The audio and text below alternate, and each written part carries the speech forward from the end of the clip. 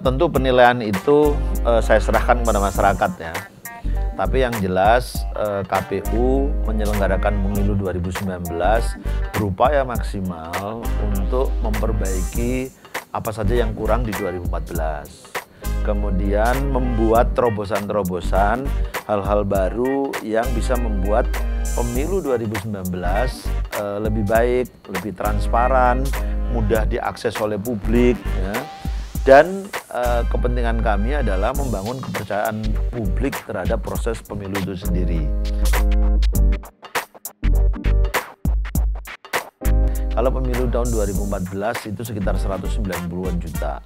Pemilu 2019 itu sudah 192 juta. Partisipasi juga meningkat, dulu sekitar 74, sekian persen, sekarang 81, sekian persen.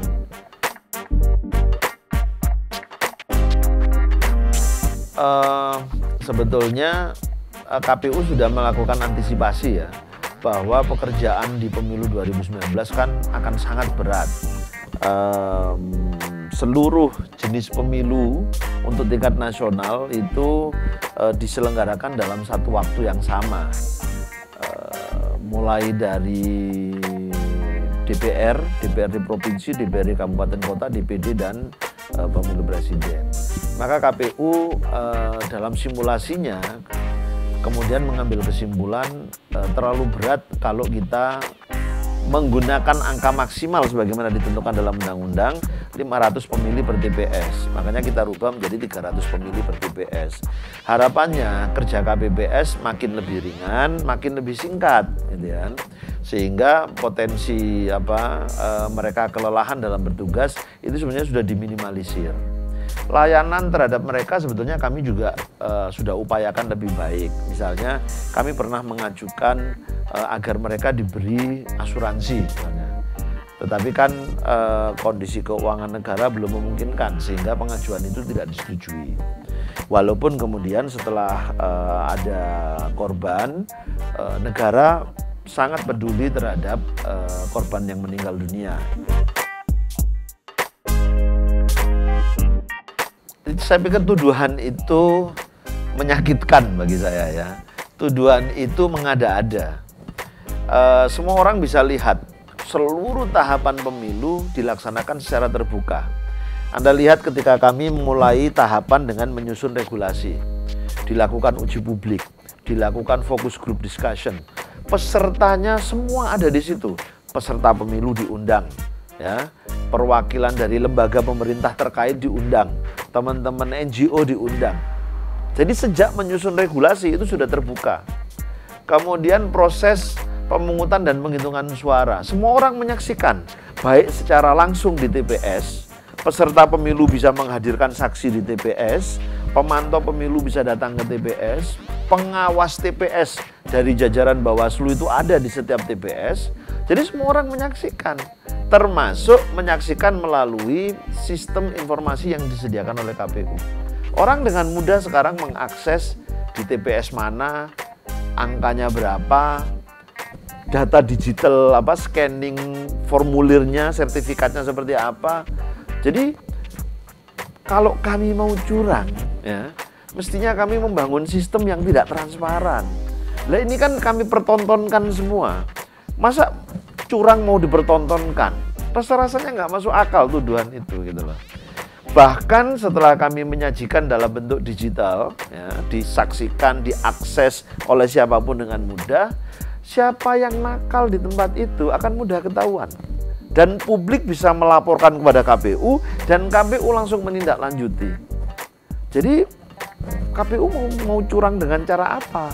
KPU mau curang di mana? Wong semua itu dipertontonkan, wong semua itu diperlihatkan dan diberi akses dengan mudah. Untuk hoax, kami merespon dengan dua cara ya, dengan dua respon. Kalau hoax itu tidak berdampak masif, hoax itu biasa-biasa saja gitu ya, itu kami cukup melakukan klarifikasi melalui media sosial. Misalnya ada hoax yang ini Arief Budiman adiknya Sohogi, ini Arief Budiman kerjasama dengan Cina gitu. Itu kan hanya dengan saya gitu ya, biasa saja. Saya nggak mau lebay, saya nggak mau baper gitu ya. Udah cukup diklarifikasi, bukan, ini loh Arief Budiman, siapa dia. Terus ada hoax juga tentang Arief Budiman terpilih sebagai ketua KPU. Walaupun suaranya waktu pemilihan di DPR paling sedikit, karena di backup si A, si B. Itu biasa saja, saya jawab saja lewat medsos. Ya.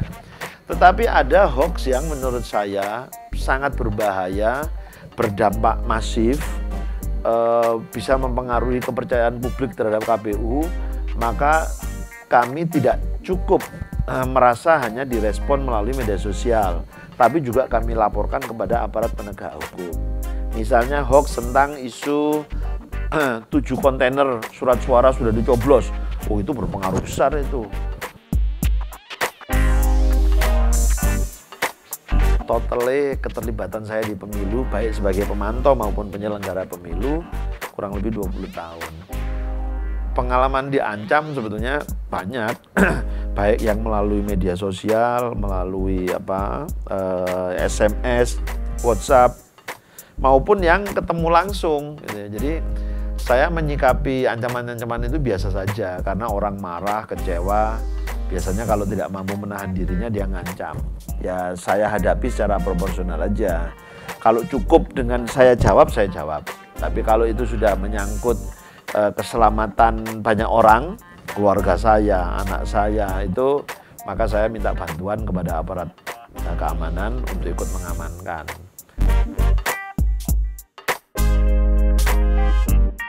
Enggak, saya nggak merasa itu, gitu ya. Karena saya menjaga diri saya, ya secara fisik, mental dan spiritual, gitu loh. Jadi salah satu kunci penting menjaga ketenangan dalam bekerja adalah ibadah. Jadi kalau saya merasa mulai terganggu, ya, salah satu self correction diri saya adalah ya jangan-jangan ibadah saya yang kurang ini. Gitu aja. Biasanya kalau sudah memperbanyak ibadah sudah tenang. Misalnya gini, biasanya kayak gini, ini karena banyak tamunya bersambung-sambungan, sholatnya itu seringkali terlambat. Sholat asar mestinya jam 3:30, itu bisa jam 4:30, 5:30 gitu ya. Itu kalau terus-menerus, itu lama-lama nggak tenang. Jadi saya sekarang harus dijaga. Begitu kedengar adzan di masjid ini, langsung turun sholat. Itu kalau tertib nanti jadi tenang lagi. Jadi pengalaman spiritual semacam itu yang membuat saya kalau mulai gelisah, ada persoalan yang begitu berat, ini rasa-rasanya kalau menyelesaikannya rumit, lama gitu ya, udah banyak-banyak ibadah aja, tenang kamu nanti.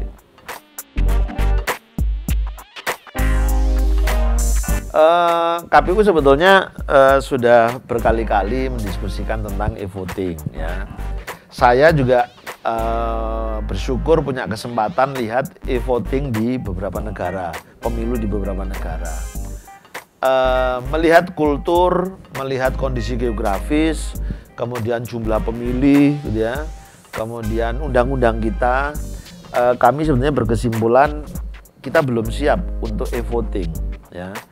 Untuk diterapkan secara nasional itu rasa-rasanya belum siap. Ya. Bagaimana dengan e-rekap? Nah, ada peluang kalau e-rekap, jadi rekap elektronik. Ya, jadi pemilu kita kan bertahap, mulai pemungutan suara, kemudian penghitungan suara, kemudian rekapitulasi. Nah, kalau rekapitulasi kemungkinan bisa. Nah, ini yang sedang sekarang kami siapkan. Ya. Kita pelajari regulasinya, memungkinkan atau tidak. Kemudian kita pelajari modelnya, model e-rekapnya nanti seperti apa. Di tingkat kecamatan, di tingkat kabupaten, atau di tingkat kecamatan yang dikumpulkan di kabupaten, dan gitu. Lalu pakai mesin apa? Apa cukup scanning atau langsung entry di masing-masing tempat? Jadi agak rumit sebetulnya. Ini yang harus kita pelajari, kita uji cobakan dengan hati-hati. Nah, kalau memang sudah siap, ya pemilu yang paling dekat bisa juga itu kita terapkan. Tapi e-rekap ya, bukan e-voting. Kalau e-voting rasa-rasanya belum bisa. Kami sudah menentukan tahapannya ya. Dan tahapan ini hal yang paling menentukan. Karena setelah tahapan ditetapkan, barulah kemudian semua pihak itu bisa memulai kerjaannya. Partai politik sudah bisa menentukan kapan mengusulkan calon, kapan menggalang dana kampanye. Nah, itu kemudian penyelenggara pemilu juga bisa mulai menentukan kapan pendaftarannya, kapan jadwal kampanye, kapan pemungutan suara. Pemungutan suara kita rencanakan 23 September. Nah, sekarang tahapan-tahapan yang sudah kita susun, kita mau formalkan dalam bentuk peraturan KPU. Rapat uji publik sudah selesai kita lakukan. Kemudian rapat konsultasi dengan pemerintah dan DPR sudah kita lakukan. Kemudian rapat dengan Kementerian Hukum dan HAM untuk melakukan harmonisasi sudah kita lakukan. Nah, sekarang sedang dalam proses pengundangan di Kementerian Hukum dan HAM. Mudah-mudahan tidak terlalu lama, begitu sudah selesai kita langsung undangkan menjadi peraturan KPU, maka sejak saat itu tahapan itu bisa dimulai. Saya ingin Indonesia nanti betul-betul bisa mandiri, ya.